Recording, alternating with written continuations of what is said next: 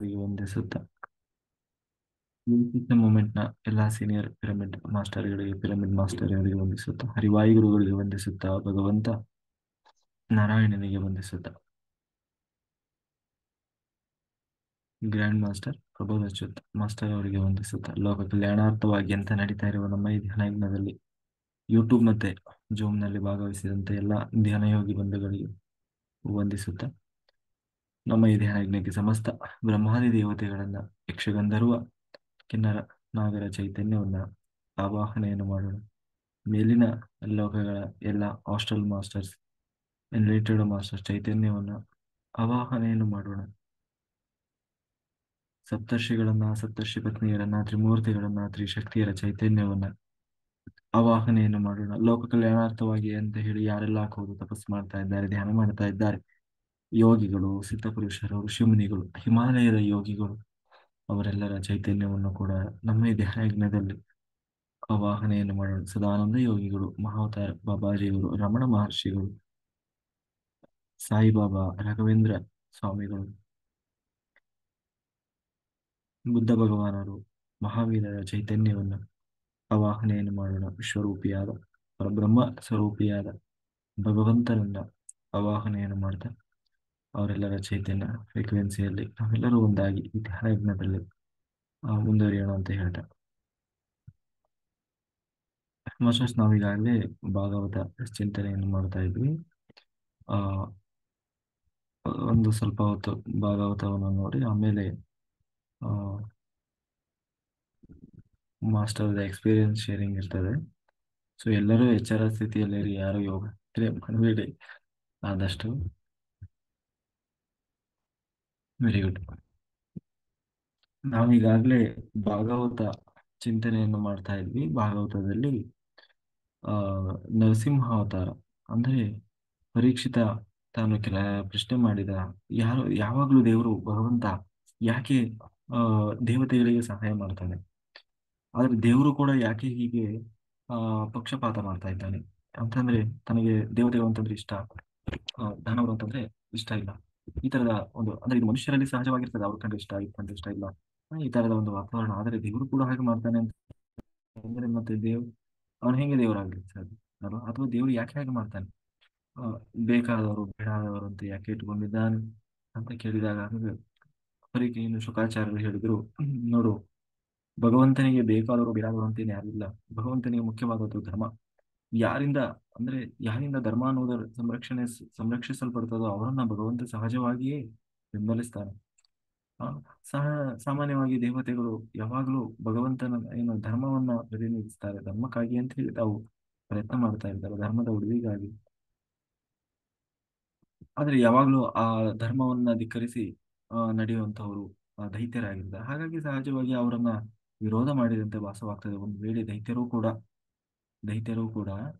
ಆ ಧರ್ಮವನ್ನು ಸಂರಕ್ಷಣೆ ಮಾಡಿದ್ರು ಅಂತಾದ್ರೆ ಭಗವಂತ ಅವರಿಗೂ ಕೂಡ ಸಹಾಯವನ್ನು ಮಾಡ್ತಾನೆ ಅಂತ ಹೇಳಿ, ಅದಕ್ಕೆ ಒಂದು ನಿನಗೆ ಅದರ ಒಂದು ಕಥೆಯನ್ನು ಹೇಳ್ತೀನಿ ಕೇಳು ಅಂತ ಹೇಳಿ ಹಿಂದೆ ಹೇಳ್ತಾ ಇದ್ರು. ಅದರಲ್ಲಿ ಬಂದ ಯಾರು ಜಯ ವಿಜಯರ ಕಥೆಯನ್ನು ಹೇಳಿದ. ಜಯ ವಿಜಯರು ಹೀಗೆ ಏನು ಸನಕಾದಿಗಳಿಂದ ಶಾಪಗ್ರಸ್ತರಾಗಿ ಭಗವಂತನ ದ್ವಾರಪಾಲಕರು, 3 ಜನ್ಮಗಳಲ್ಲಿ ಭಗವಂತನ ದ್ವೇಷ ಮಾಡುವ ಜನ್ಮಗಳಲ್ಲಿ ಹುಟ್ಟಿ ಬನ್ನಿ ಅಂದಾಗ ಏನು ಹಿರಣ್ಯಕಶಿಪು ಹಿರಣ್ಯಾಕ್ಷನಾಗಿ ಒಂದು ಜನ್ಮದಲ್ಲಿ ಬಂದರೆ, ರಾವಣ ಕುಂಭಕರ್ಣರಾಗಿ ಇನ್ನೊಂದು ಜನ್ಮದಲ್ಲಿ, ಮತ್ತೆ ಶಿಶುಪಾಲ ದಂತವಕ್ರರಾಗಿ ಇನ್ನೊಂದು ಜನ್ಮದಲ್ಲಿ, ಒಟ್ಟು 3 ಜನ್ಮದಲ್ಲಿ ಬಂದರು.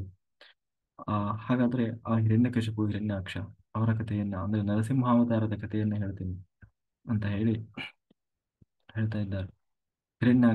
ಹಿರಣ್ಯಾಕ್ಷ ತಮ್ಮ ಅವನ ಪತ್ನಿ ಆ ಋಷದ್ಭಾನು ಅಂತ ಹೇಳಿ, ವರಾಹ ರೂಪಿ ಭಗವಂತನಿಂದ ಸಂಹರಿಸಲ್ಪಟ್ಟಿದ್ದಾನೆ. ಅವನಿಗೆ 3 ಜನ ಮಕ್ಕಳಿದ್ರು, ಕಾಲನೇಮಿ, ಶಕುನಿ ಮತ್ತೆ ಶಂಬಲ ಅಂತ ಹೇಳಿ. 3 ಜನ ಮಕ್ಕಳು. ಯಾರ ಮಕ್ಕಳು? ಹಿರಣ್ಯಕಶಿಪುನ ತಮ್ಮ. ಆಯ್ತು. ಹೀಗೆ ಈ ಏನು ಹಿರಣ್ಯಾಕ್ಷ ತಾನು ಮರಣ ಹೊಂದಿದ್ದಾನೆ. ಅವನ ಪತ್ನಿಯರು ಮಕ್ಕಳು ಎಲ್ಲ ಬಹಳ ದುಃಖತಪ್ತರಾಗಿದ್ದಾರೆ. ಆಗ ಸಹಜವಾಗಿ ಈ ಹಿರಣ್ಯಕಶಿಪು ಅವರಿಗೆ ಸಮಾಧಾನದ ಮಾತುಗಳನ್ನು ಹೇಳ್ತಾನೆ. ಸಮಾಧಾನದ ಮಾತುಗಳನ್ನ ಹೇಳಿ ಅವನಿಗೆ ಒಂದು ರೋಷ ಬರ್ತದೆ. ಏನಾದ್ರೂ ಮಾಡಿ ಈ ಕಪಟ ನಾಟಕ ಸೂತ್ರಧಾರಿ ಯಾರು, ಈ ಶ್ರೀಹರಿ, ಇವನ ಮೇಲೆ ನಾನು ಸೇಡು ತೀರಿಸಿಕೊಳ್ಬೇಕು. ಇವನು ನಮ್ಮ ಕುಲವನ್ನ ನಾಶ ಮಾಡುವ ಪ್ರಯತ್ನ ಮಾಡ್ತಾ ಇದ್ದಾನಲ್ಲ, ಇವನನ್ನೇ ನಾನು ನಾಶ ಮಾಡ್ಬೇಕು. ಅದು ಹಾಗಾಗ್ಬೇಕು ಅಂತಂದ್ರೆ ನನಗೆ ಶಕ್ತಿ ಬೇಕು ಅಂತ ಹೇಳಿ ಘನಘೋರ ತಪಸ್ಸನ್ನು ಮಾಡ್ತಾನೆ. ಎಂತಹ ತಪಸ್ಸು ಅಂತಂದ್ರೆ, ಒಂದು ಕಾಲಿನಲ್ಲಿ ನಿಂತವನಾಗಿ ಎರಡೂ ಕೈಗಳನ್ನ ಮೇಲಕ್ಕೆ ಎತ್ತಿ, ಒಂದು ಕಾಲಿನಲ್ಲಿ ನಿಂತವನಾಗಿ ಆಹಾರ ನಿದ್ರೆಯನ್ನ ತ್ಯಜಿಸಿ ಘನಘೋರ ತಪಸ್ಸು. ಆ ತಪಸ್ಸು ಹೇಗಿತ್ತು ಅಂತಂದ್ರೆ, ಅವನ ಮೇಲೆ ಸುತ್ತಲೂ ಹುತ್ತ ಬೆಳೆದು ಬಿಡುತ್ತಂತೆ. ಹುತ್ತ ಬೆಳೆದು ಆ ಆ ಹುತ್ತದಲ್ಲಿರುವಂತಹ ಗೆದ್ದಲು ಹುಳಗಳೇನಿದ್ದಾವೆ, ಆ ಹುಳುಗಳೆಲ್ಲ ಅವನ ಮಾಂಸಖಂಡಗಳನ್ನೆಲ್ಲ ತಿಂದು ಹಾಕಿ ಬರೀ ಎಲುಬಿನ ಹಂದರ ಉಳಿದಿತ್ತಂತೆ. ಆ ಹಾಗೆ ಆ ಒಂದು ಆ, ಮಟ್ಟದಲ್ಲಿ ತಪಸ್ಸನ್ನು ಮಾಡಿದ. ಕೊನೆಗೆ ಬ್ರಹ್ಮದೇವರನ್ನ ಕುರಿತು ತಪಸ್ಸು ಮಾಡಿದ. ಬ್ರಹ್ಮದೇವರು ಬಂದ್ರು. ಬ್ರಹ್ಮದೇವರು ಹೇಳ್ತಾರೆ, ನೋಡು, ಇಲ್ಲಿಯವರೆಗೆ ನಿನ್ ತರ ಇಷ್ಟೊಂದು ಭಯಾನಕವಾಗಿ ಯಾರು, ನಿನ್ ತಪಸ್ಸಿಗೆ ನಾನು ಮೆಚ್ಚಿದ್ದೇನೆ. ಏನ್ ಬೇಕು ಅಂತ ಕೇಳಿದ್ರು. ಯಾಕಾಗಿ ನೀನು ತಪಸ್ಸು ಮಾಡಿದ್ದಿ ಅಂತ ಕೇಳಿದ್ರೆ, ಅದಕ್ಕೆ ಕೇಳಿದ ಬಹಳ ವಿಚಿತ್ರವಾದ ಅವನು ಆಲೋಚನೆಗಳು.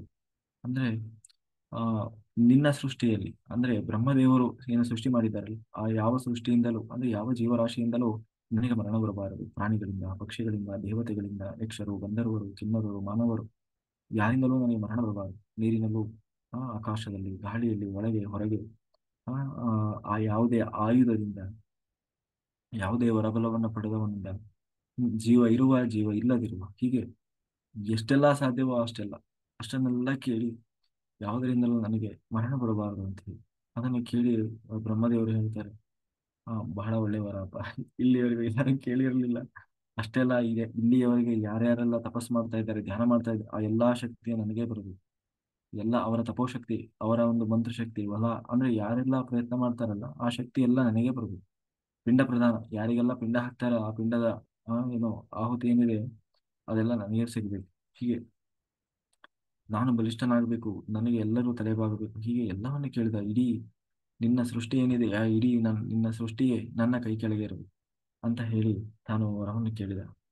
ಆಯ್ತು ಅಂತ ಹೇಳಿ, ತಥಾಸ್ತು ಅಂತ ಹೇಳಿ ಆ ವರ ಕೊಟ್ಟರು. ಕೊನೆಗೆ ಬಹಳ ವರದಿಂದ ದರ್ಪಿತನಾದಂತಹ ಹಿರಣ್ಯಕಶಿಪು ತಾನು ಮಾಡಬಾರದ ನ್ಯಾಯ ಮಾಡ್ಲಿಕ್ಕೆ ಶುರು ಮಾಡಿದ. ಮೊದಲು ಮಾಡಿದೆ ಬ್ರಾಹ್ಮಣರನ್ನ, ಗೋವುಗಳನ್ನ, ಯಜ್ಞ, ವೇದ, ಇದನ್ನ ವಿರೋಧ ಮಾಡುವಂಥದ್ದು. ಅವನ್ನೆಲ್ಲ ಎಲ್ಲಾ ಕಡೆ ಅಂತಂದ್ರೆ ಇದೇ ಅಲ್ವಾ, ಶ್ರೀಹರಿಯ ಮೂಲ ಯಾವುದು, ಭಗವಂತನನ್ನ ತಿಳಿಸುವ ಮೂಲ ಯಾವುದು, ಬ್ರಾಹ್ಮಣ. ಆಯ್ತಾ, ವೇದ ಉಪನಿಷತ್ತುಗಳನ್ನ ಓದಿ ದೇವರ ಬಗ್ಗೆ ಏ, ಜನಸಾಮಾನ್ಯರಲ್ಲಿ ಅಥವಾ ಎಲ್ಲರಲ್ಲೂ ತಿಳಿಸ್ತಾ ಇದ್ದಾರೆ ಯಾರೋ ಬ್ರಾಹ್ಮಣರು. ಆ ಬ್ರಾಹ್ಮಣರನ್ನ ಕಂಡು ಹೊಡೆಯೋದು, ಅವ್ರನ್ನೆಲ್ಲ ಸಾಯಿಸ್ಬಿಡೋದು, ನಾಶ ಮಾಡೋದು. ಇನ್ನು ಗೋವುಗಳು, ಯಾಕೆಂದ್ರೆ ಗೋವಿದ್ರೆ ತಾನೇ ತುಪ್ಪ ಬರೋದು, ಗೋವಿನಿಂದಲೇ ಗೋವಿಂದ ತುಪ್ಪ ಬರ್ತದೆ, ಅದರಿಂದ ಹವಿಸು ಏನೋ ಯಜ್ಞ ಯಾಗಾದಿಗಳಿಗೆ ಬಳಕೆ ಮಾಡ್ತಾರೆ. ಆ ಗೋವುಗಳೇ ಇಲ್ಲ ಅಂತಂದ್ರೆ ಅಂತ ಹೇಳಿ ಗೋವುಗಳನ್ನೆಲ್ಲ ಸಂಹಾರ ಮಾಡೋದು. ಯಜ್ಞ, ಎಲ್ಲೂ ಯಜ್ಞಗಳು ನಡೀಬಾರ್ದು. ಇನ್ನು ವೇದ, ಎಲ್ಲಿ ವೇದ ಅಧ್ಯಯನಗಳು ನಡೀಬಾರ್ದು. ಹೀಗೆ ಏನೆಲ್ಲ ಇಷ್ಟೆಲ್ಲ ಮಾಡಿದೆ. ಎಲ್ಲಿ ಅಷ್ಟೇ ಅಲ್ಲ, ತನ್ನ ಇಡೀ ಏನೋ ಭೂಮಿಯಲ್ಲಿ ಯಾರು ಕೂಡ ಶ್ರೀಹರಿಯ ಹೆಸರನ್ನು ಹೇಳೋಂಗಿಲ್ಲ. ರಾಮ, ಕೃಷ್ಣ, ಗೋವಿಂದ ಅಂತ ಯಾರು ಹೇಳೋಂಗಿಲ್ಲ. ಹೇಳಿದ್ರೆ ಅವರಿಗೆಲ್ಲ ಜೈಲು ಶಿಕ್ಷೆ. ಅಷ್ಟೇ ಅಲ್ಲ, ಮತ್ತೆ ಇನ್ನೇನ್ ಮಾಡು, ಎಲ್ಲರೂ ನನ್ನ ಸ್ಮರಣೆ ಮಾಡುದು, ನಾನೇ ದೇವರು, ನಾನೇ ಸರ್ವೋತ್ತಮ ಅಂತ ಹೇಳಿ, ನಾನೇ ದೇವರು ಅಂತ ಹೇಳಿ ನನ್ನನ್ನೇ ಆರಾಧನೆ ಮಾಡಬೇಕು, ನೀವು ನನ್ನನ್ನೇ ಪೂಜೆ ಮಾಡಬೇಕು ಅಂತ ಹೇಳಿ ಎಲ್ಲಾ ಕಡೆ ತಾನು ಶಾಸನವನ್ನು ಮಾಡಿದ. ಶಾಸನವನ್ನು ಮಾಡಿ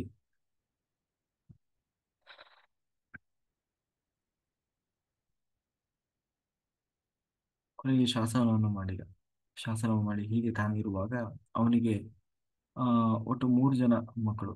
ಏನು ಹಿರಣ್ಯಕಶಿಪುವಿಗೆ ಅವನ ಹೆಂಡತಿ ಕೈಯಾದಳು. ಅವನಲ್ಲಿ ಒಟ್ಟು 4 ಜನ ಮಕ್ಕಳು. ಒಂದು ಅನುಲ್ಲಾದ, ಸಲ್ಲಾದ, ಪ್ರಹ್ಲಾದ, ಮತ್ತೆ ಆ ಇನ್ನೊಬ್ಳು, 4 ಜನ, ಮತ್ತೆ ಒಬ್ಳು ಹೆಣ್ಣು ಮಗು. ಇನ್ನು ಒಟ್ಟು 5 ಜನ. ಏನೋ ಆ, ಅನುಲ್ಲಾದ, ಸಲ್ಲಾದ, ಪ್ರಹ್ಲಾದ, ಲಾದ ಅಂತ ಹೇಳಿ 4 ಜನ ಗಂಡು ಮಕ್ಕಳು. ಒಬ್ಬಳು ಸಿಮಿಕೆ ಅಂತ. ಈ ಸಿಮಿಕೆಯನ್ನ ಮುಂದೆ ಆ ರಾಮಾಯಣದಲ್ಲಿ ಆ ಯಾರು ಆ ಹನುಮಂತ ತಾನು ಸಂಹಾರವನ್ನು ಮಾಡ್ತಾನೆ ಸಿಮಿಕೆಯನ್ನು. ಹೀಗೆ ಹ್ಮ್ ಹೀಗೆ ಪ್ರಹ್ಲಾದ ಪ್ರಹ್ಲಾದ ಮಹಾಭಗವತ್ ಭಕ್ತ.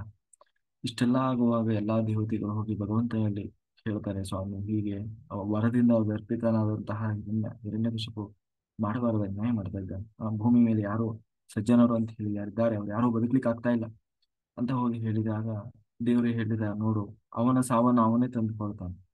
ಬೇರೆ ಯಾರು ಸಾಯಿಸೋದಲ್ಲ, ಅವನೇ ತನ್ನ ಅತಿಯಾದ ದುರ್ಬುದ್ಧಿಯಿಂದ, ಅಧರ್ಮದ ನಡೆಯಿಂದ ತನ್ನನ್ನು ತಾನೇ ಆ ಸಾವಿನ ಬಳಿ ಕರ್ಕೊಂಡು ಹೋಗ್ತಾನೆ. ಯಾಕೆಂದ್ರೆ ಯಾವ ಮನುಷ್ಯ ಬ್ರಾಹ್ಮಣರನ್ನ, ಗೋವುಗಳನ್ನ, ವಿದ್ಯೆಗಳನ್ನ, ವೇದಗಳನ್ನ, ಭಗವದ್ ಭಕ್ತರನ್ನ ದ್ವೇಷ ಮಾಡ್ತಾನೆ, ಆ ಯೋಗಿಗಳನ್ನ, ಋಷಿಮುನಿಗಳ, ಸಿದ್ಧ ಪುರುಷರು, ಯೋಗಿಗಳನ್ನ ಯಾರು ದ್ವೇಷ ಮಾಡ್ತಾರೆ, ಖಂಡಿತ ಅವರು ಆದಷ್ಟು ಬೇಗ ತನ್ನ ಅಂತ್ಯವನ್ನು ತಾವೇ ಹೇಳ್ಕೊಂಡ ಹಾಗೆ.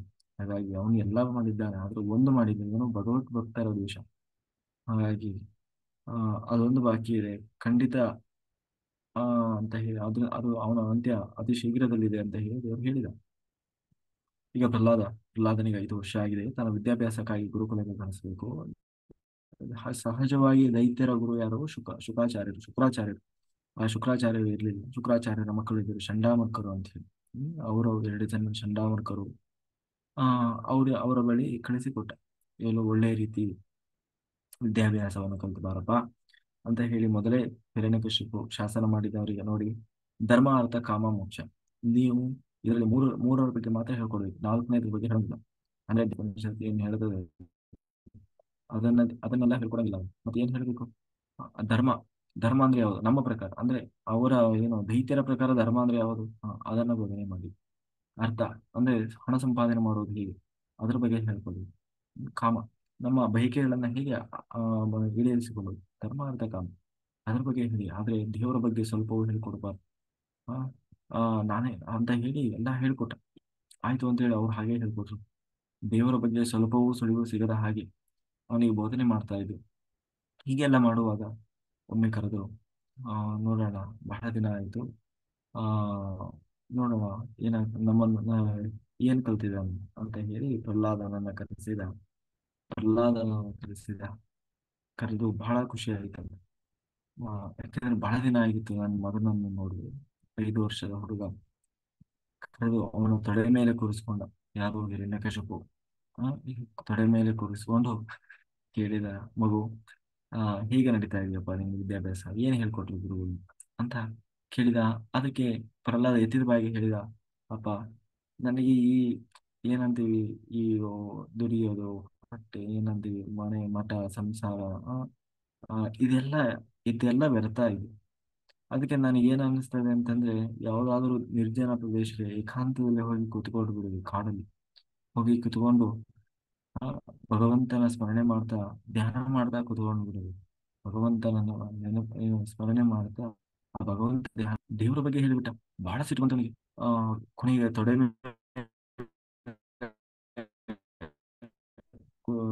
ಕೂರಿಸ್ಕೊಂಡಿದ್ನಲ್ಲ, ಎತ್ತಿ ಬಿಸಾಕಿದ. ಬಹಳ ಸಿಟ್ಟು ಬಂದು ಕೂಡ್ಲೆ ಕರೆಸಿದ. ಯಾರು?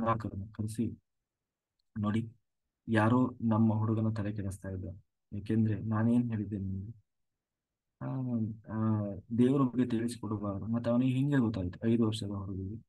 ಅದಕ್ಕೆ ಇಲ್ಲ, ಆ ಇಲ್ಲ, ಏನೋ ಗೊತ್ತಾಗಿದೆ ಅಂದ್ರೆ ಹೇಳ್ಕೊಡ್ತಾರೋ ನೋಡೋಣ ಅಂತ ಹೇಳಿ, ಈ ಸರಿ ನಾವು ಹೇಳ್ಕೊಡ್ತೀವಿ ನೀವು ಅಂತ ಹೇಳಿ ಕರ್ಕೊಂಡು ಹೋಗಿ ಈ ಸಾರಿ ಜೋರ್ ಬೆದರಿಸಿದ್ರು. ಏನೋ ಪ್ರಹ್ಲಾದನಿಗೆ, ಯಾರು ಹೇಳ್ಕೊಡ್ತಾ ಇದ್ದೆ ಹೇಳಿ, ಯಾರು ಇದನ್ನೆಲ್ಲ ನಿನಗೆ ಯಾರು ಹೇಳ್ಕೊಟ್ರು ಅಂತ ಹೇಳಿ. ಆದ್ರೆ ಅವನು ಏನು ಹೇಳಲಿಲ್ಲ, ಮಾತಾಡ್ಲಿಲ್ಲ. ಪುನಃ ಪುನಃ ಏನಾಯ್ತು ಅಂತಂದ್ರೆ, ಆಯ್ತು ಅಂತ ಹೇಳಿ ಅವನಿಗೆ ಆ ಏನೋ ಆ ಆಯ್ತು ಅಂತ ಹೇಳಿ ಅವನಿಗೆ ಪುನಃ ಅದೇ. ಈ ಸರಿ ಮಾತ್ರ ಏನಾಯ್ತು ಅಂತಂದ್ರೆ,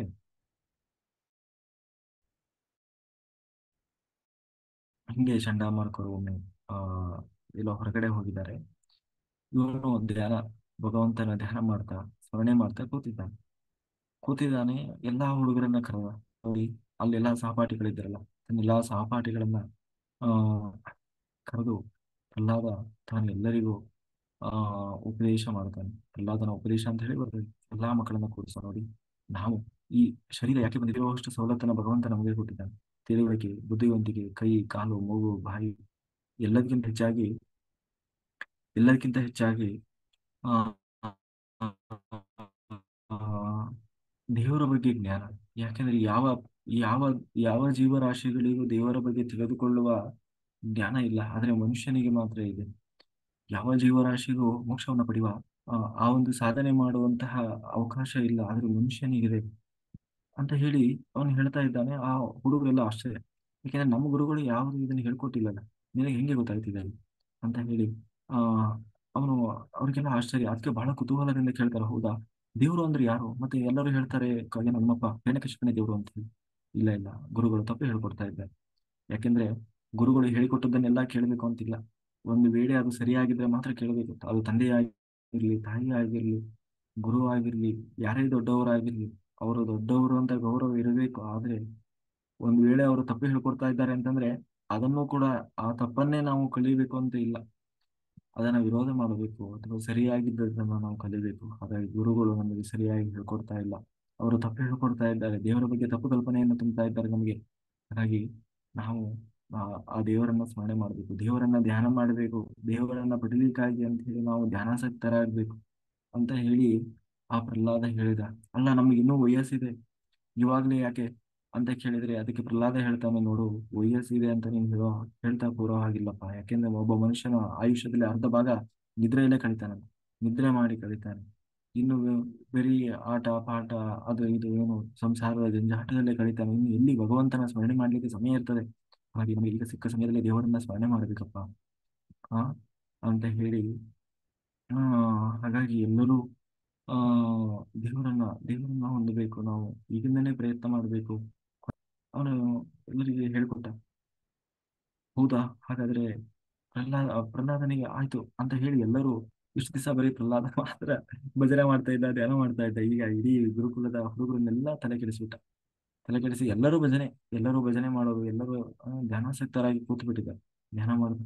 ಅದನ್ನ ನೋಡಿದ್ರು, ಬಂದು ಚಂಡಾಮರ್ಕರು ಬಂದು ನೋಡಿ, ಛೇ ಏನಿದೆ, ಇಷ್ಟು ದಿವಸ ಬರೀ ಒಬ್ಬನು ಮಾಡ್ತಾ ಇದ್ದ, ಇಡೀ ಗುರುಕುಲವನ್ನೇ ಆ ಹೀಗೆ ಮಾಡಿಬಿಟ್ಟಿದ್ದಾನಲ್ವಾ ಅಂತ ಹೇಳಿ ಸೀದಾ ಅವರೇ ಕರ್ಕೊಂಡು ಬಂದು ಹಿರಣ್ಯಕಶಿಪುವಿನ ಮುಂದೆ ಬಿಸಾಕಿದ್ರು. ನೋಡಿ ಸ್ವಾಮಿ ರಾಜನ್, ಇದು ಯಾರೋ ಬಂದು ಹೇಳ್ಕೊಡ್ತಾ ಇರೋದಲ್ಲ, ಈ ಹುಡುಗನಿಗೆ ಸ್ವಭಾವತಃ ಬಂದಿದೆ, ಹುಟ್ಟಿದಾಗ್ಲಿಂದಲೇ ಬಂದಿರೋದಿದು ಅಂತ ಹೇಳಿ ಆ ಹಾಗಾಗಿ ನಾವೇನೋ ಹೇಳ್ಕೊಟ್ಟಿಲ್ಲ, ಆದ್ರೆ ಬೇರೆಯವರು ಕೂಡ ಹೇಳ್ಕೊಟ್ಟಿಲ್ಲ, ಆದ್ರೆ ಸ್ವಭಾವತಃ ಇವನಲ್ಲಿ ಇದೆ ಅಂತ ಹೇಳಿ ಆ ಇದು ನಿನಗೆ ಬಿಟ್ಟಿದ್ದು, ನಮ್ಮಿಂದ ತಿದ್ಲಿಕ್ಕೆ ಆಗ್ತಿಲ್ಲ ಇವನ್ನ.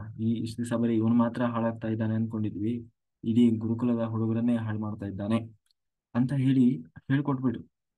ಈಗ ಬಹಳ ಸಿಟ್ಟು ಬಂತು. ಆ ಆಗ ಹಿರಣ್ಯಕಶಿಪು ಯೋಚನೆ ಮಾಡಿದ, ಛೆ, ಇದು ಹುಟ್ಟಿದಾಗಲಿಂದಲೇ ಬಂದ ಗುಣ ಅಂತಂದ್ರೆ ಖಂಡಿತ ಇದನ್ನ ನಾವು ಗಿಡ ಇದ್ದಾಗಲೇ, ತಾನು ಸಣ್ಣದಿರುವಾಗಲೇ ಇದನ್ನ ಚಿವುಟಿ ಹಾಕಬೇಕು. ಅದು ಮಗ ಆಗಿದ್ರೆ ಸರಿ, ಯಾರಾಗಿದ್ರೆ ಸರಿ. ನನ್ನ ಕುಲವನ್ನೇ ನಾಶ ಮಾಡ್ಲಿಕ್ಕೆ ಬಂದಂತಹ ಕುಲಾಧಮ ಇವನು, ಇವನನ್ನು ಸುಮ್ಮನೆ ಬಿಡಬಾರ್ದು. ಯಾಕೆಂದ್ರೆ ಯಾರೋ ಬಂದು ಹೇಳ್ಕೊಡ್ತಾ ಇದ್ದಾರೆ ಅಂತಂದ್ರೆ ಅದನ್ನ ತಿದ್ದಿ ಸರಿ ಮಾಡ್ಬೋದು. ಇದು ತನ್ನಷ್ಟು ತಾನೇ ಹುಟ್ಟಿದಾಗಲಿಂದ ಬಂದಿದೆ ಅಂತಂದ್ರೆ, ಹುಟ್ಟುಗುಣ ಸುಟ್ಟು ಹೋಗಲ್ಲ ಅಂತೀವಲ್ಲ ಹಾಗೆ, ಖಂಡಿತ ಇದಕ್ಕೆ ತಕ್ಕ ಶಾಸ್ತಿ ಮಾಡಲೇಬೇಕು ಅಂತ ಹೇಳಿ ಆದೇಶ ಮಾಡಿದ. ಯಾವುದೇ ಕಾರಣ ಯಾವ ರೀತಿಯಿಂದಲಾದರೂ ಸರಿ ಅವನನ್ನು ಸಂಹಾರ ಮಾಡಿ ಸಾಯಿಸಿಬಿಡಿ ಅಂತ ಹೇಳಿ ಅವನು ಆದೇಶ ಮಾಡಿದ. ಎಲ್ಲ ಅಂತ ಹೇಳಿ ಯಾವಾಗ ಹೀಗೆ ಆದೇಶ ಮಾಡಿದ್ರು ಆ ಕರ್ಕೊಂಡು ಬಂದು ಎಲ್ಲಾ ರೀತಿಯ ಪ್ರಯತ್ನ ಮಾಡಿದ್ರು. ಆನೆಗಳಿಂದ ತುಳಿಸುವ ಪ್ರಯತ್ನ ಮಾಡಿದ್ವು. ಆನೆಗಳೇ ಹುಚ್ಚೆಡುವ ಓಡಿ ಹೋದವು. ಸಿಂಹಗಳಿಂದ ತುಳಿಸ್ಲಿಕ್ಕೆ ನೋಡಿದ್ರು, ಸಿಂಹಗಳಿಗೆ ಕಾಣಲೇ ಇಲ್ಲ ಅವನು. ಇನ್ನು ಹಾವುಗಳಿಂದ ಆ ವಿಷವನ್ನ ಉಣಿಸಿದ್ರು, ಅನ್ನದಲ್ಲಿ ವಿಷಪಾಷಾಣ ಮಾಡಿಸಿದ್ರು. ಕೊನೆಗೆ ಸಮುದ್ರದ ಆಳದಲ್ಲಿ ಹೋಗಿ ಒಂದು ಕಲ್ಲು ಕಟ್ಟಿ ಬಂದು ಕೂರಿಸಿದ್ರು, ಬಿಸಾಕಿ ಬಂದ್ರು. ಸಮುದ್ರದ ಆಳಕ್ಕೆ ಹೋಗಿ ಒಂದು ಕಲ್ಲು ಕಟ್ಟಿ ಬಿಸಾಕಿ ಬಿಟ್ರು ಕೆಳಗೆ. ಆದ್ರೆ ಅವರೆಲ್ಲ ಕಟ್ಟಿ ಬಿಸಾಕಿದವರು ಅರಮನೆಗೆ ಬರೋದಕ್ಕಿಂತ ಮುಂಚೆನೆ ಇವ್ನು ಬಂದು ಅರಮನೆಯಲ್ಲಿ ಇದ್ದ. ಅಂದ್ರೆ ಹೀಗೆ ಯಾವ ಪ್ರಯತ್ನ ಮಾಡಿದ್ರು ಕೂಡ ಪ್ರಹ್ಲಾದನಿಗೆ ಏನೂ ಮಾಡ್ಲಿಕ್ಕೆ ಆಗ್ಲಿಲ್ಲ. ಎಣ್ಣೆಯಲ್ಲಿ ಕುದಿಯುವ ನೀರಿನಲ್ಲಿ ಬಿಸಾಕಿದ್ರು, ಎಣ್ಣೆಯಲ್ಲಿ ಹಾಕಿದರು, ಕುದಿಯುವ ಎಣ್ಣೆಯಲ್ಲಿ ಯಾವ ರೀತಿ ಪ್ರಯತ್ನ ಮಾಡಿದರೂ ಅವರಿಗೆ ಹಿರಣ್ಯನಿಗೆ ಏನೋ, ಪ್ರಹ್ಲಾದನಿಗೆ ಏನೂ ಮಾಡ್ಲಿಕ್ಕೆ ಆಗ್ತಾ ಇಲ್ಲ.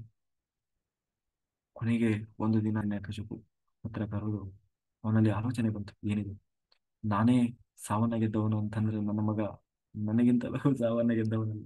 ಆದ್ರೆ ನಾನು ಆದ್ರೆ ಹೇಗೆ ಸಾವನ್ನ ಗೆದ್ದೆ? ಅಷ್ಟು ವರ್ಷ ತಪಸ್ಸು ಮಾಡಿ ಆ ಆ ವರವನ್ನ ಪಡೆದು, ವರಬಲದಿಂದ ನಾನು ಅಷ್ಟು ದೊಡ್ಡ ಸ್ಥಿತಿಯನ್ನ ತಲುಪಿದೆ ಅಂತ ಆದ್ರೆ, ಇವನು ಏನೂ ಇಲ್ಲ, ಬರೀ 5 ವರ್ಷದ ಹುಡುಗ. ಇವನಲ್ಲಿ ಅದು ಏನು ಶಕ್ತಿ? ಏನು ಮಾಡಿದ್ರು ಅವನಿಗೆ ನಾವು ಏನು ಮಾಡ್ಲಿಕ್ಕೆ ಆಗ್ತಾ ಇಲ್ಲ. ಯಾಕೆಂದ್ರೆ ಇವತ್ತು ನಾನು ಇಡೀ ಅಷ್ಟದಿಕ್ಪಾಲಕರೇ ನಾನು ಹೇಳಿದ ಹಾಗೆ ಕೇಳ್ತಾ ಇದ್ದೆ. ಇಡೀ ದೇವತೆಗಳು ನಾನು ಹೇಳಿದ್ರೆ ಕೈ ಕಟ್ಕೊಂಡು ನಿಲ್ತಾರೆ, ನಾನು ಹೇಳಿದ ಕೆಲಸವನ್ನು ಮಾಡಲಿ. ಸೂರ್ಯ ನನಗೆ ಬೇಕಾದಾಗೆ ತಾನು ಸಂಚಾರ ಮಾಡ್ತಾ ಇದ್ದಾನೆ. ಸೂರ್ಯ ಕಾಲಚಕ್ರಕ್ಕೆ ಹೇಗೆ ಬೇಕೋ ಹಾಗೆ ಅಲ್ಲ, ಹಿರಣ್ಯಕಶಿಪುವಿಗೆ ಹೇಗೆ ಬೇಕೋ ಹಾಗೆ ತಿರುಗ್ತಾ ಇದ್ದ. ಹಾಗಿರುವಾಗ ಇಡೀ ಏನು ಬ್ರಹ್ಮದೇವರ ಇಡೀ ಸೃಷ್ಟಿಯೇ ನನ್ನ ಕಂಟ್ರೋಲಲ್ಲಿದೆ, ನನ್ನ ಹಿಡಿತದಲ್ಲಿದೆ. ಆದರೂ ಕೂಡ ಈ 5 ವರ್ಷದ ಹುಡುಗನನ್ನು ನನಗೆ ಬಗ್ಗಿಸ್ಲಿಕ್ಕೆ ಆಗ್ತಾ ಇಲ್ಲಲ್ಲ. ಒಂದು ವೇಳೆ ಇವನೇ ನನಗೆ ಸಾವಿನ ರೂಪದಲ್ಲಿ ಬಂದಿದ್ದಾನೋ, ಅಥವಾ ಇವನೇ ನನ್ನ ಸಾವಿರ್ಬೋದೋ, ಅಥವಾ ಅದು ಯಾವ ಶಕ್ತಿ ಇವನನ್ನ ರಕ್ಷಣೆ ಮಾಡ್ತಾ ಇರ್ಬೋದು. ಆ ಶಕ್ತಿ ಹೇಗೆ ಬಂತು ಅವನಿಗೆ? ಅದಕ್ಕೆ ಅವನು ಒಂದು ಸಾರಿ ಕೇಳಿಬಿಟ್ನಂತೆ ಕರೆದು, ಆ ಹಿರಣ್ಯಕಶಿಪು ಪ್ರಹ್ಲಾದನನ್ನು ಕೇಳಿದ, ಯಾರು ನಿನಗೆ ನಿನಗೆ ಈ ಸಪೋರ್ಟ್ ಬಲ ಯಾರು? ನಿನಗೆ ಇಷ್ಟೆಲ್ಲಾ ಶಕ್ತಿ ಇದೆ ಅಲ್ವಾ, 5 ವರ್ಷದ ಹುಡುಗ. ನನ್ನಂತಹ ಇಂತಹ ನನ್ನನ್ನು ನೋಡಿದ್ರೆ ಇಡೀ ಏನು ದೇವರ ಬ್ರಹ್ಮದೇವರ ಇಡೀ ಸೃಷ್ಟಿಯೇ ನಡುಗ್ತದೆ ನನಗೆ ಕೋಪ ಬಂತು ಅಂತಾದ್ರೆ. ಆದ್ರೆ ನೀನು ಇಷ್ಟು ನಿರ್ಭಯನಾಗಿ ನಿಂತ್ಕೊಂತ ಇದ್ದಿಲ್ಲ ನನ್ನ ಮುಂದೆ. ಆ ಧೈರ್ಯ ಎಲ್ಲಿಂದ ಬಂತು? ನಿನಗೆ ಇಷ್ಟೆಲ್ಲ ಶಕ್ತಿ, ನಿನ್ನನ್ನು ಯಾರು ರಕ್ಷಣೆ ಮಾಡ್ತಾ ಇದ್ದಾರೆ? ಈ ಬಲ ಯಾರದ್ದು ಅಂತ ಕೇಳಿದ್ರೆ, ಅದಕ್ಕೆ ಪ್ರಹ್ಲಾದ ಹೇಳ್ತಾನೆ, ಅಪ್ಪ ನನಗೆ ಮಾತ್ರ ಅಲ್ಲ, ನಿನಗೂ ಅವನೇ ಬಲ. ಇವತ್ತು ನೀನು ಮೆರಿತಾ ಇದ್ದೀಯಲ್ಲ, ನನ್ನಲ್ಲಿ ಇಡೀ ಸೃಷ್ಟಿಯನ್ನೇ ನಾನು ಕಂಟ್ರೋಲ್ ಮಾಡ್ತಾ ಇದ್ದೀನಿ ಅಂತ, ಆ ಬಲವನ್ನ ನಿನಗೆ ಕೊಡ್ತಾ ಇರೋದು ಅವನೇ ಅಂತ ಅವನಿಗೆ ಹಿರಣ್ಯಕಶಿಪುವಿಗೆ ಹೇಳ್ತಾ ಇದ್ದಾನೆ. ಯಾಕೆ ಬಡ್ಕೊಂತ ಇದ್ದಿ?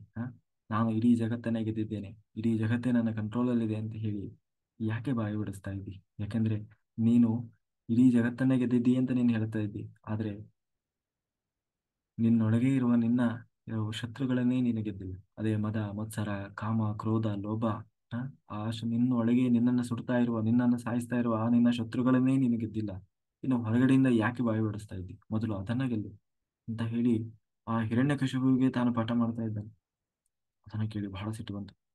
ಆ ಸಿಟ್ಟು ಬಂದು ಆ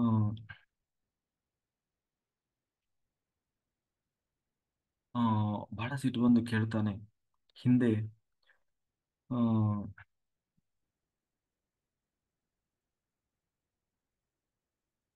ಬಹಳ ಸಿಟ್ಟು ಬಂತು ಅವನಿಗೆ. ಬಹಳ ಸಿಟ್ಟಿನಿಂದ ಕೇಳ್ತಾನೆ, ಅಲ್ಲ ಹಾಗಾದ್ರೆ ನಿನ್ನ ದೇವರು ಎಲ್ಲೆಲ್ಲೂ ಇದ್ದಾನೋ, ಎಲ್ಲರಲ್ಲೂ ಇದ್ದಾನೋ ಅಂತ ಹೇಳಿ, ಅಷ್ಟೆಲ್ಲ ಅವನು ಸರ್ವಶಕ್ತನಾದ್ರೆ ಮತ್ತೆ ಯಾಕೆ ನಮಗೆ ಕಾಣಿಸ್ತಾ ಇಲ್ಲ? ಕಾಣಬೇಕಲ್ಲ ಅಂತ ಹೇಳಿ ಅವನನ್ನು ಬಹಳ ಕ್ರೂರತೆಯಿಂದ ಕೇಳ್ತಾನೆ ಪ್ರಹ್ಲಾದನನ್ನು. ಆಗ ಪ್ರಹ್ಲಾದ ಹೇಳ್ತಾನೆ, ಹೌದು, ಎಲ್ಲೆಲ್ಲೂ ಇದ್ದ, ನನ್ನೊಳಗೂ ಇದ್ದ, ನನಗೆ ಬಲ ಕೊಡ್ತಾ ಇರೋನು ಅವನೇ, ನಿನಗೆ ಬಲ ಕೊಡ್ತಾ ಇರುವವನು ಅವನೇ. ಅಷ್ಟೇ ಅಲ್ಲ, ಸಮಸ್ತ ಚರಾಚರ ಜೀವರಾಶಿಗಳ ಒಳಗೆ ಕೂತು ಎಲ್ಲವನ್ನ ಮಾಡಿಸ್ತಾ ಇರುವವನು ಅವನೇ. ಅವನು ರೇಣು ತೃಣ ಕಾಷ್ಟಗಳಲ್ಲೂ ಅವನಿದ್ದಾನೆ, ಅವನಿಲ್ಲದಿರುವ ಜಾಗವೇ ಇಲ್ಲ ಅಂತ ಹೇಳಿದ. ಹೌದಾ, ಹಾಗಾದ್ರೆ ಈ ಅರಮನೆಯಲ್ಲಿದ್ದಾನೋ, ನನ್ನಲ್ಲಿದ್ದಾನೋ, ನಿನ್ನಲ್ಲಿದ್ದಾನೋ? ಹೌದು, ಎಲ್ಲೆಲ್ಲೂ ಇದ್ದಾನೆ ಅಂತಂದ್ರ ಈ ಕಂಬದಲ್ಲೂ ಇರ್ಬೇಕಲ್ಲ? ಹೌದು, ಅಲ್ಲೂ ಇದ್ದಾನೆ. ಹಾಗಾದ್ರೆ ಕರೀಲಾ, ಕರಿ. ಹಾಗಾದ್ರೆ ಆಯ್ತು, ನೀನು ಬಯಸಿದೆ ಅಂತ ಆದ್ರೆ ಆ ಕಂಬದಲ್ಲೂ ಬರ್ತಾನೆ ಅಂತ ಹೇಳಿದ್ರೆ, ಅವನು ಆ ಗದೆಯನ್ನ ತೆಗೆದು ಏನು ಕಂಬವನ್ನು ಹೊಡೆದ್ರೆ ಒಂದು ವಿಚಿತ್ರವಾದ ಏನು ಶಬ್ದ ಬರ್ತಾ ಇದೆ ಅಂತ. ಆ ಶಬ್ದ ಹೇಗಿದೆ ಅಂತಂದ್ರೆ, ಅಲ್ಲಿ ಅಲ್ಲಿದ್ದಂತಹ ಎಲ್ಲಾ ದಾನವರು ತಾವು ಮೂರ್ಛೆ ತಪ್ಪಿ ಹೋಗಿದ್ದಾರೆ ಅಂತ. ಅಂತಹ ಭಯಂಕರ ಶಬ್ದ ಬರ್ತಾ ಇದೆ. ಆದ್ರೆ ಏನು ಏನು ಕಾಣಿಸ್ತಾ ಇಲ್ಲ, ಬರೀ ಹೊಗೆ. ಆದ್ರೆ ಕೊನೆಗೆ ಸ್ವಲ್ಪ ಹೊತ್ತಿನ ಸಮಯದ ನಂತರ ನೋಡ್ತಾ ಇದ್ದಾನೆ ಒಂದು ವಿಕೃತವಾದ ಆಕೃತಿ, ಅಂದ್ರೆ ಆಕಾರ. ಅದು ಹೇಗಿದೆ ಅಂತಂದ್ರೆ, ಹಿಂದೂ ನೋಡಿಲ್ಲ, ಮುದ್ದು ನೋಡಿಲ್ಲ, ಎಂಥವರಿಗಾದ್ರೂ ಎದೆ ಒಡೆದು ಹೋಗ್ಬೇಕು ಅಂತಹ ಒಂದು ರೂಪ. ಏನು ಅಂತಂದ್ರೆ, ಅದೇ ಭಗವಂತ ತಾನು ನರಸಿಂಹನಾಗಿ ರೂಪ ತೊಟ್ಟು ಬರ್ತಾ ಇದ್ದಾನೆ. ಅದು ಎಂತಹ ರೂಪ ಅಂತಂದ್ರೆ, ಆ ಕಣ್ಣುಗಳಲ್ಲ ಅಂತ, ಅದು ಬೆಂಕಿಯನ್ನು ಉಗುಳ್ತಾ ಇದ್ದಾವಂತೆ.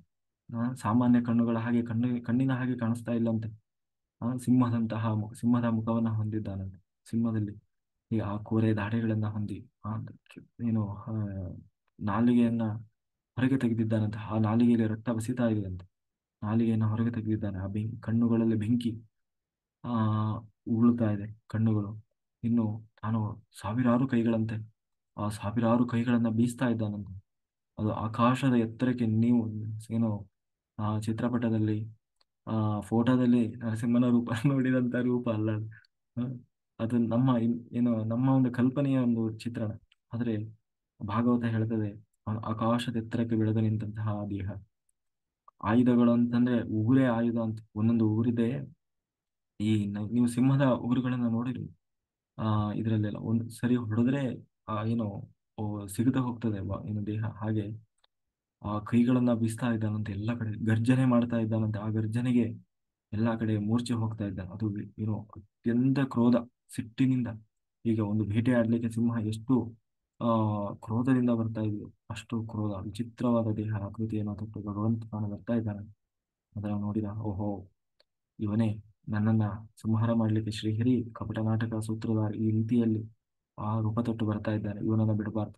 ಯಾಕೆಂದ್ರೆ ಎಲ್ಲಿ ಹುಡುಕಿದ್ರು, ಇಷ್ಟು ದಿನ ಹುಡುಕಿದ್ರು ಸಿಗದೇ ಇರೋನು ಇವತ್ತು ತಾನಾಗೆ ಬಂದಿದ್ದಾನೆ, ತಗಲಾಕೊಂಡಿದ್ದಾನೆ ಅಂತಂದ್ರೆ ಇವತ್ತು ಖಂಡಿತ ಅವನು ಬಿಡಬಾರದು ಅಂತ ಹೇಳಿ ತಾನು ಯೋಚನೆ ಮಾಡಿ ತಾನು ಗದೆಯನ್ನು ತೆಗೆದುಕೊಳ್ಳೋಕೆ ಹೋಗ್ತಾನೆ. ಆ ಕೂಡಲೇ ಹಿಡ್ಕೊಂಡಂತೆ ನರಸಿಂಹ. ಹೆಂಗೆ ಹಿಡ್ಕೊಂಡ ಅಂತಂದ್ರೆ, ದೀಪ, ಒಂದು ಪತಂಗ, ಪತಂಗ ಅಂದ್ರೆ ಜಿಟ್ಟೆಗಳು ದೀಪಕ್ಕೆ ಬಂದು ಬೀಳ್ತಾವಲ್ಲ, ಹಂಗೆ ಹಿಡ್ಕೊಂಡಂತೆ. ಹಿಡ್ಕೊಂಡು ಈ ಆ, ಇದನ್ನ ಏ, ಇದ್ರ ಕಡೆ ಹೇಳ್ತಾರಲ್ಲ, ಒಂದು ಸಣ್ಣ ಇದನ್ನ ಹಿಡ್ಕೊಂತೀವಲ್ಲ ನಾವು, ಕೋಳಿ ಕೋಳಿ ಹಿಡ್ಕೊಂಡು ಹಿಡ್ಕೊಂತಾರೆ ಅಂತಾರಲ್ಲ, ಹಂಗೆ ಒಂದು ಕೈಯಲ್ಲಿ ಹಿಡ್ಕೊಂಡ್ಬಿಟ್ನಂತ ಅವನು. ಅವನು ನೋಡಿ, ಮೂರು ಲೋಕವನ್ನೇ, ಇಡೀ ಬ್ರಹ್ಮದೇವರ ಇಡೀ ಸೃಷ್ಟಿಯನ್ನೇ ನನ್ನ ಇಚ್ಛೆಯಿಂದ ಅಲ್ಲಾಡಿಸ್ತಾ ಇದ್ದೇನೆ ಅಂತ ಇದ್ದಂತಹ ಆ ಹಿರಣ್ಯಕಶಿಪುವನ್ನ ಒಂದು ಸಣ್ಣ ಇದರಲ್ಲಿ ಹಿಡ್ಕೊಂತೀವಲ್ಲ ನಾವು, ಒಂದು ಸಣ್ಣ ಪ್ರಾಣಿ, ನಾಯಿ ಮರಿ ನಾವು ಏನೋ ಹಿಡ್ಕೊಂತೀವಲ್ಲ, ಹಿಂಗೆ ಒಂದು ಕೈಯಲ್ಲಿ ಹಿಡ್ಕೊಂಡ್ಬಿಟ್ಟು ನಾನು, ಹಿಡ್ಕೊಂಡು ಬಂದು ಆ ಅದೇ ದ್ವಾರದ ಮೂಲೆ, ದ್ವಾರದ ಮೇಲೆ ಕೂತು ತಾನಿಗೆ ಎದೆಯನ್ನ ಬಗದ್ಬಿಟ್ನಂತೆ. ಬಗದು ಏನು ಅತ್ಯಂತ ಕ್ರೋಧಭರಿತನಾಗಿದ್ದಾನಂತೆ. ಆ ರಕ್ತ ಎಲ್ಲ ಬಸಿದು ಆ ಕರುಳನ್ನು ತನ್ನ ಮಾಲೆ ಮೇಲೆ, ತನ್ನ ಕೊರಳಿಗೆ ಹಾಕೊಂಡ್ಬಿಟ್ನಂತೆ. ಅಂತಹ ಭಯಂಕರ ಅದನ್ನ ನೋಡಿ ಇಡೀ ದೇವಲೋಕವೇ ಅಲ್ಲಿ ಬಂದು ಸೇರಿತ್ತಂತೆ. ಇಡೀ ದೇವತೆಗಳೆಲ್ಲ ಬಂದು ಸೇರಿದ್ರಂತೆ. ಆದ್ರೆ ಇಷ್ಟಾದ್ರೂ ಕೂಡ ನರಸಿಂಹನ ಕೋಪ ಕಡಿಮೆ ಆಗ್ತಾ ಇಲ್ಲ. ಅಂತಹ ಭಯಂಕರನಾದಂತಹ ಆ ಆ ಏನು ಏನು ಹಿರಣ್ಯಕಶಿಪುವನ್ನು ಸಂಹಾರ ಮಾಡಿದ್ದಾನೆ. ಕೊನೆಗೆ ಅಲ್ಲಿ ಆ ಏನ್ ಮಾಡಿದ್ರು ಆ ನರಸಿಂಹನ ಕೋಪ ಕಡಿಮೆ ಆಗ್ತಾ ಇಲ್ಲ. ಆ ಒಂದು ಗರ್ಜನೆ, ಅವನ ಒಂದು ರೋಷ ಆವೇಶ ಕಡಿಮೆ ಆಗ್ತಾ ಇಲ್ಲ. ದೇವತೆಗಳು ಪ್ರಾರ್ಥನೆ ಮಾಡಿದ್ರು, ಆದ್ರೂ ಕಡಿಮೆ ಆಗ್ತಿಲ್ಲ. ಕೊನೆಗೆ ಅದನ್ನ ಹೇಳ್ತಾರೆ, ಎಲ್ಲಾ ದೇವತೆಗಳು ಅಲ್ಲಿ ಮಹಾಲಕ್ಷ್ಮಿಯನ್ನ ಪ್ರಾರ್ಥನೆ ಮಾಡಿದ್ರಂತೆ. ನೋಡಮ್ಮ, ನಿಮ್ಮ ಯಜಮಾನ್ರ ಯಾಕೋ ಬಹಳ ಸಿಟ್ಟು ಮಾಡ್ಕೊಂಡ್ಬಿಟ್ಟಿದ್ದಾರೆ, ಏನಾದ್ರೂ ಮಾಡಿ ಸಮಾಧಾನ ಮಾಡುವಂತ. ಮಹಾಲಕ್ಷ್ಮಿ ಹೇಳಿದಂತೆ, ನಮ್ಮ ಯಜಮಾನ್ರು ಇಷ್ಟೆಲ್ಲ ಸಿಟ್ಟು ಮಾಡ್ಕೊಂಡಿದ್ದಾರೆ, ನಾನು ಯಾವತ್ತೂ ನೋಡಿರ್ಲಿಲ್ಲ. ನಾನು ಹತ್ರ ಹೋಗಲ್ಲ, ಯಾರು ಹತ್ರ ಹೋಗಕ್ಕಾಗ್ತಾ ಇಲ್ಲ. ಅದಕ್ಕೆ ರುದ್ರದೇವರು ಪ್ರಾರ್ಥನೆ ಮಾಡ್ತಾರೆ, ಸ್ವಾಮಿ, ಇನ್ನೂ ಪ್ರಳಯ ಬಂದಿಲ್ಲ. ಪ್ರಳಯ ಕಾಲದಲ್ಲಿ ನೀನು ಇಷ್ಟು ಉಗ್ರ ರೂಪ ತಾಳ್ತೀಯ, ಆದ್ರೆ ಇನ್ನೂ ಪ್ರಳಯ ಬಂದಿಲ್ಲ. ಆ ಯಾಕೆ ಇಷ್ಟು ಉಗ್ರ ರೂಪ ತಾಳಿದ್ದಿ, ಶಾಂತನಾಗು ಅಂತ ಹೇಳಿ ರುದ್ರದೇವರು ತಾವು ಪ್ರಾರ್ಥನೆ ಮಾಡ್ತಾರೆ. ಇಂದ್ರ ಬಂದು ಪ್ರಾರ್ಥನೆ ಮಾಡ್ತಾನೆ, ಸ್ವಾಮಿ, ಕೇವಲ ಈ ಹಿರಣ್ಯಕಶಿಪು ನಮ್ಮ ಸ್ಥಾನವನ್ನ ಮಾತ್ರ ಆಕ್ರಮಿಸಿದ್ದಲ್ಲ, ನಮ್ಮೆಲ್ಲರ ಹೃದಯವನ್ನೇ ಆಕ್ರಮಿಸಿದ್ದ. ಏನು, ಯಾವ ರೂಪದ, ಅದೇ ನಾನು ನಾನು ಅನ್ನುವ ಅಹಂಕಾರ ಪ್ರತಿ ಎಲ್ಲರೊಳಗೂ ಗೊತ್ತಿರ್ತದಲ್ಲ, ಅದೇ ಹಿರಣ್ಯಕಶಿಪು. ಆ ಆ, ಹಾಗಾಗಿ ಹಿರಣ್ಯಕಶಿಪು ಎಲ್ಲೋ ಹೊರಗಡೆ ಮಾತ್ರ ಇರೋದಲ್ಲ, ನಮ್ಮೆಲ್ಲರ ಒಳಗೂ ಕೂಡ ಇರ್ತಾನೆ. ನಾನು ಅನ್ನುವುದು ಯಾವಾಗ ಬರ್ತದೆ, ಅದೇ ಹಿರಣ್ಯಕಶಿಪು ಒಳಗೆ ಜಾಗೃತನಾಗಿದ್ದಾನೆ ಅಂತ. ಅಂತಹ ಹಿರಣ್ಯಕಶಿಪು ಹೊರಗಿನಿಂದಲ್ಲ, ಒಳಗಿನಿಂದಲೂ ನಮ್ಮಿರುವ ಅಹಂಕಾರವನ್ನು ನೀನು ಇವತ್ತು ಸಂಹಾರ ಮಾಡಿದ್ವಿ. ಶಾಂತನಾಗು ಅಂತ ಹೇಳಿ ಎಲ್ಲರೂ ಪ್ರಾರ್ಥನೆ ಮಾಡಿದ್ರು. ಆದ್ರೆ ನರಸಿಂಹ ಮಾತ್ರ ಶಾಂತನಾಗ್ತಾ ಇಲ್ಲ. ಪುನಃ ನರಸಿಂಹ ಶಾಂತನಾಗ್ತಾ ಇಲ್ಲ. ಇನ್ನು ಪ್ರಹ್ಲಾದನನ್ನೇ ಕಳಿಸಿಕೊಟ್ರು, ನೋಡೋಣ ಇವನಿಂದ ಏನಾದರೂ ಆಗ್ತದೆ ಅಂತ ಹೇಳಿ. ಅದಕ್ಕೆ ಆ ಪ್ರಹ್ಲಾದ ಹೋಗಿ ಪ್ರಾರ್ಥನೆ ಮಾಡ್ತಾನೆ. ಯಾಕೆಂದ್ರೆ ಅವರಿಗೆ ಗೊತ್ತಿದೆ. ಆ ಹೋಗಿ ಪ್ರಾರ್ಥನೆ ಮಾಡ್ತಾನೆ. ಏನು ಅಂತಂದ್ರೆ, ಅವನಿಗೆ ಹೇಳೋ ಮಾತೆ, ಸ್ವಾಮಿ, ನೀನು ಭಗವಂತ. ದೇವರು ಅಂದ್ರೆ ಯಾರು, ಎಲ್ಲವನ್ನ ಮೀರಿ ನಿಂತವನು. ಮದ, ಮತ್ಸರ, ಕೋಪ, ಕ್ರೋಧ, ಮಾತ್ಸರ್ಯ ಎಲ್ಲವನ್ನ ಮೀರಿ ನಿಂತ ದೇವರಿಗೆ ಯಾವತ್ತೂ ಕೋಪ ಬರಲ್ಲ. ಹಾಗಿದ್ದಾಗ ನೀನು ಯಾಕೆ ಆ ಕೋಪ ಮಾಡ್ತಾ ಇದ್ದಿ? ನಿಜವಾಗ್ಲೂ ನಿನಗೆ ಕೋಪ ಬಂದಿಲ್ಲ, ನೀನು ನಾಟಕ ಮಾಡ್ತಾ ಇದ್ದಿ, ಅಂದ್ರೆ ನೀನು ಆಕ್ಟಿಂಗ್ ಮಾಡ್ತಾ ಇದ್ದಿ. ಹಂಗಾಗಿ ನನಗೆ ಗೊತ್ತಿದೆ, ದೇವರಿಗೆ ಯಾವತ್ತೂ ಕೋಪ ಬರಲ್ಲ. ಸಾಕು, ನಿಲ್ಲಿಸು ನಿನ್ನ ಈ ಒಂದು ಆ ನಾಟಕವನ್ನು ಅಂತ ಹೇಳಿ ಅವನು ಪ್ರಾರ್ಥನೆ ಮಾಡ್ತಾನೆ. ಯಾಕೆಂದ್ರೆ ಎಂತಹ ಕರುಣಾಮಯಿ ನೀನು. ದೇವರು ಅಂದ್ರೇನೆ ಕರುಣಾಮಯಿ. ಯಾಕೆಂದ್ರೆ ನಾನಾದರೂ ಶ್ರೇಷ್ಠ ಕುಲದಲ್ಲಿ ಬಂದವನಲ್ಲ, ದೈತ್ಯ ಕುಲದಲ್ಲಿ ಬಂದವನು. ಅಷ್ಟಕ್ಕೂ ನಾನು ಯಾವುದೇ ತಪಸ್ಸು ಮಾಡಿದವನಲ್ಲ. ಆ, ಏನು ಬೇರೆ, ಯಾಕೆಂದ್ರೆ ಎಷ್ಟೋ ಸಾವಿರಾರು ವರ್ಷ ಆಗೋಯ್ತು ತಪಸ್ಸು ಮಾಡಿ ಮೇಲೆ ಸಿಗುವಂತ ಮಾಡಿದರೂ ಕೂಡ ಸಿಗದೇ ಇರುವವನ ಭಗವಂತ. ಆಗಿರುವಾಗ ಕೇವಲ 5 ವರ್ಷದ ಹುಡುಗ ನನ್ನ ಪ್ರಾರ್ಥನೆಗೆ ಬಂದ್ಯಾರಲ್ಲ. ಎಲ್ಲದಕ್ಕಿಂತ ಹೆಚ್ಚಾಗಿ ಭಗವಂತ ಯಾಕೆ ಬಂದ ಗೊತ್ತು? ಹಿರಣ್ಯಕಶಿಪುವನ್ನು ಸಂಹಾರ ಮಾಡ್ಲಿಕ್ಕಾಗಿಯೋ? ಖಂಡಿತ ಅಲ್ಲ. ಯಾಕೆಂದ್ರೆ ಕೇವಲ ಸಂಕಲ್ಪ ಮಾಡಿದ್ರೆ ಸಾಕು, ಹಿರಣ್ಯಕಶಿಪು ಸತ್ತು ಹೋಗ್ತಿದ್ದ. ಅದಕ್ಕಾಗಿ ರೂಪ ತೊಟ್ಟು ಬರ್ಬೇಕಾಗಿರ್ಲಿಲ್ಲ. ಆದ್ರೆ ಆ ಒಂದು ಪ್ರಹ್ಲಾದ 5 ವರ್ಷದ ಬಾಲಕ ಹೇಳಿದ್ನಲ್ಲ, ಪ್ರಹ್ಲಾದನ ಮಾತನ್ನ ಸತ್ಯ ಮಾಡ್ಲಿಕ್ಕಾಗಿ ಏನ್ ಹೇಳಿದ? ದೇವರು ಎಲ್ಲೆಲ್ಲೂ ಇದ್ದಾನೆ, ಅವನು ಇಲ್ಲದಿರುವ ಜಾಗವೇ ಇಲ್ಲ, ಅಣುರೇಣು ಕಾಷ್ಟಗಳಲ್ಲೂ ಇದ್ದಾನೆ, ಚರಾಚರ ಜೀವರಾಶಿಗಳಲ್ಲೂ ಇದ್ದಾನೆ ಅನ್ನುವುದನ್ನ ಹೇಳಿನಲ್ಲ, ಅವನ ಮಾತನ್ನ ಸತ್ಯ ಮಾಡಬೇಕಾಗಿತ್ತು. ಎಲ್ಲದಕ್ಕಿಂತ ಹೆಚ್ಚಾಗಿ ಇಡೀ ಜಗತ್ತಿಗೆ ಸಂದೇಶ ಕೊಡಬೇಕಾಗಿತ್ತು, ನಾನು ಎಲ್ಲೆಲ್ಲೂ ಇದ್ದೇನೆ, ನಾನು ಇಲ್ಲದಿರುವ ಜಾಗವೇ ಇಲ್ಲ. ನೀವು ಎಲ್ಲಿ ಬಯಸ್ತೀರೋ ಅಲ್ಲಿ ನಾನು ಪ್ರಕಟನಾಗ್ತೇನೆ ಅನ್ನುವುದನ್ನು ಜಗತ್ತಿಗೆ ತೋರಿಸಿಕೊಡ್ಬೇಕಾಗಿತ್ತು. ಹಾಗಾಗಿ ತಾನು ನರಸಿಂಹನಾಗಿ ಬಂದು ತೋರಿಸಿದ ಆ, ಅಂತ ಹೇಳಿ ಪ್ರಾರ್ಥನೆ ಮಾಡಿದ. ಕೊನೆಗೆ ನರಸಿಂಹ ತಾನು ಶಾಂತನಾಗಿ ಆ ಆ ಪ್ರಹ್ಲಾದನಿಗೆ ಕೇಳ್ತಾನೆ, ಏನು ಬೇಕು ಕೇಳು ಅಂತ ಹೇಳಿ. ಅವನು ಹೇಳ್ತಾನೆ, ನನಗೇನು ಬೇಡ.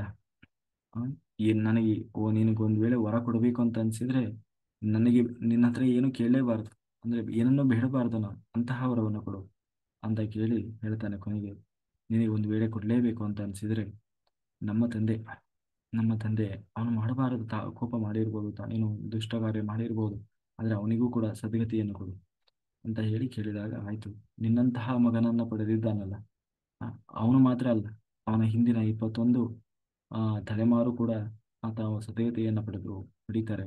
ಆ, ಹಿಂದಿನ ಮತ್ತೆ ಮುಂದಿನ 21 ತಲೆಮಾರುಗಳು ಅಂತ ಹೇಳಿ ಅನುಗ್ರಹವನ್ನು ಮಾಡಿದ. ಆ ಇಲ್ಲಿಗೆ ಈ ನರಸಿಂಹ ಅವತಾರದ ಕಥೆಯನ್ನ ಸಮಾಪ್ತಿ ಮಾಡ್ತಾರೆ. ಕೊನೆಗೆ ನೀನು ಇನ್ನು ಮುಂದೆ ಈ ದೈತ್ಯರ ರಾಜನಾಗಿ ಆಳ್ವಿಕೆಯನ್ನು ಮಾಡು. ನಂತರ ಆ ನೀನು ಕೊನೆಗೆ ನನ್ನನ್ನೇ ಬಂದು ಸೇರ್ತೀಯ ಅಂತ ಹೇಳಿ ತಾನು ಆಶೀರ್ವಾದ ಮಾಡಿ ಅಂತರ್ಧನಾದರು. ಕಾಯೇನ ವಾಚಾ ಮನಸೇಂದ್ರಿಯೈರ್ವಾ ಬುದ್ಧ್ಯಾತ್ಮನಾ ವಾ ಪ್ರಕೃತಿ ಸ್ವಭಾವಾತ್ ಕರೋಮಿ ಯದ್ಯತ್ ಸಕಲಂ ಪರಸ್ಮೈ ನಾರಾಯಣಾಯತಿ ಸಮರ್ಪಯಾಮಿ. ಇಲ್ಲಿಯವರೆಗೆ ಆ ಇಲ್ಲಿಯ ಆ, ನನ್ನೊಳಗೆ ಕೂತು ಹರಿವ ಇವರುಗಳು ಏನು ನುಡಿಸಿದರು ಅಷ್ಟು ಹೇಳುವ ಪ್ರಯತ್ನ ಮಾಡಿದ್ದೇನೆ. ಏನೇ ಲೋಪದೋಷ ಇದ್ದರೂ ಅದು ನನ್ನ ತಪ್ಪಿನಿಂದ ಬಂದ ಸುಜ್ಞಾನವೆಲ್ಲವೂ ಭಗವಂತನದ್ದು ಅಂತ ಹೇಳ್ತಾ, ಇಲ್ಲಿಯವರೆಗೆ ಜೂಮ್ ಮತ್ತು ಯೂಟ್ಯೂಬ್ನಲ್ಲಿ ವೀಕ್ಷಿಸಿದಂತೆ ಎಲ್ಲ ಧ್ಯಾನಯೋಗಿ ಬಂಧುಗಳಿಗೆ ಅನಂತ ಕೋಟಿ ಧನ್ಯವಾದಗಳು. Thank you, thank you, thank you.